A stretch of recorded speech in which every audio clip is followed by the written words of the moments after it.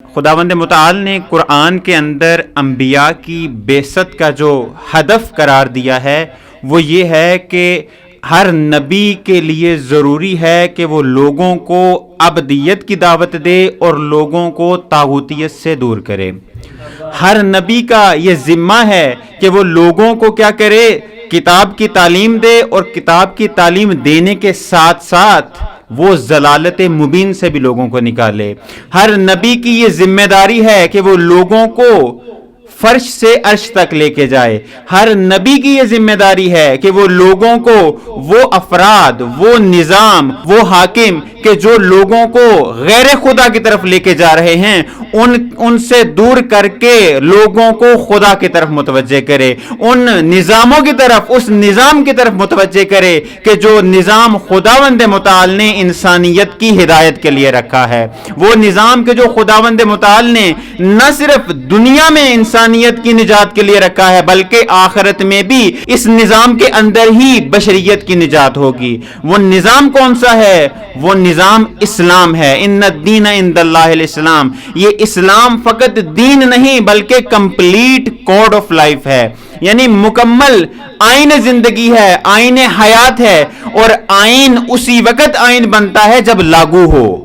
آئین اسی وقت آئین ہوتا ہے جب وہ عملی ہو۔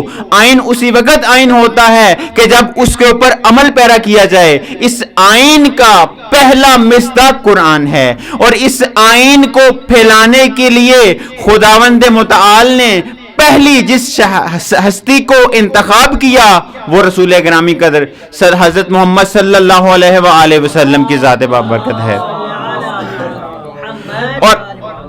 اور رسول اکرم کو کیا ارشاد فرمایا؟ وَلَقَدْ بَعَثْنَا فِي كُلِّ أُمَّةٍ رسول۔ ہم نے ہر قوم میں، ہر ملت میں رسولوں کو مبعوث کیا۔ مبعوث کیا یعنی برانگیختہ کیا، ابارا۔ کس چیز کے لیے ابارا؟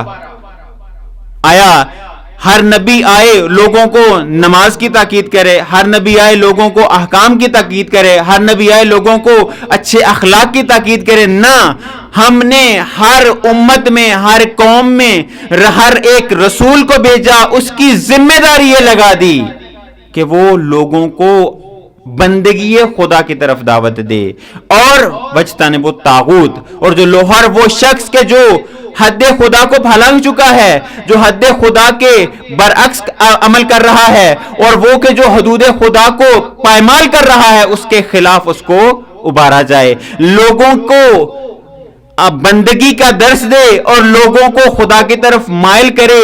یہ ہر نبی اور رسول کا فریضہ رہا ہے، اور اسی فریضے کی تکمیل کے لیے امام مظلوم کربلا نے 27 رجب کو مدینہ چھوڑا۔ اسی فریضے کی تکمیل کے لیے امام مظلوم کربلا نے جب مدینہ چھوڑا تو کیا کہا؟ میں نکل رہا ہوں۔ کس لیے نکل رہا ہوں؟ فساد کے لیے نہیں، چونکہ فساد اس وقت عام ہوتا ہے کہ جب لوگوں کے سروں پر یزید یا یزید جیسا حاکم برسر اقتدار آ جائے۔ ظلم اس وقت عام ہوتا ہے کہ جب لوگوں کے سروں پہ یزید یا یزید جیسا حاکم آ جائے، اور بے حیائی اس وقت عام ہوتی ہے کہ جب لوگوں کے سروں کے اوپر یزید یا یزید جیسا کوئی حاکم آ جائے۔ اور اسی لیے امام مظلوم کربلا نے کیا کہا؟ انی لم اخرج اشرم ولا بطرا، میں نہیں نکل رہا فساد کے لیے، میں نہیں نکل رہا ظلم کے لیے، میں نہیں نکل رہا بے حیائی کے لیے۔ میرے نکلنے کا ہدف کیا ہے؟ میں یہ چاہتا ہوں اريد ان امر بالمعروف ونهى عن المنکر، میرا ارادہ ہے کہ میں امر بالمعروف و نہی عن المنکر کروں، میرا ارادہ ہے کہ میں اپنے نانا کی سیرت کے اوپر عمل پیرا ہوں، میرا ارادہ ہے کہ میں اپنے بابا علی کی سیرت کے اوپر عمل پیرا ہوں۔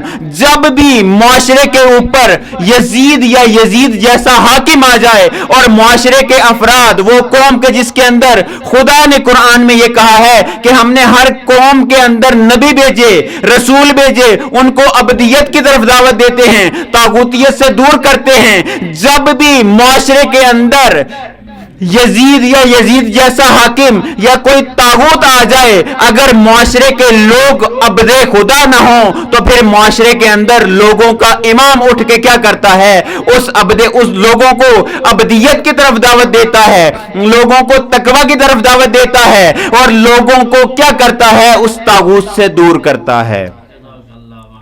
اور اسی لیے امام مظلوم کربلا نے اس سفر کا آغاز کیا، اور یہ سفر مدینہ سے شروع ہوا مکہ کی طرف۔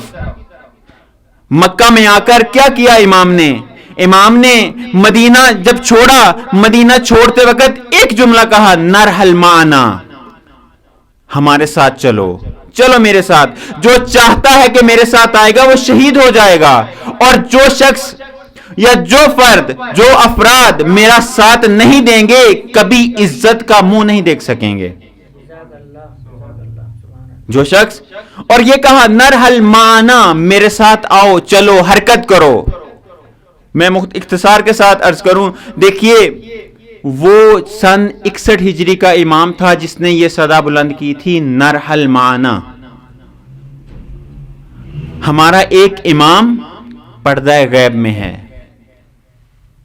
کہیں یہ نہ ہو کہ وہ امام بھی صدا بلند کرے اور ہم خاموش رہیں، اور ہمیں معلوم بھی نہ ہو، اور وہ صدا بلند کرے نرحل معنا، اور ہم اس صدا کو انسنا کر کے ہم اپنے معمول کے کاموں میں زندہ رہیں، معمول کے کاموں میں لگے رہیں۔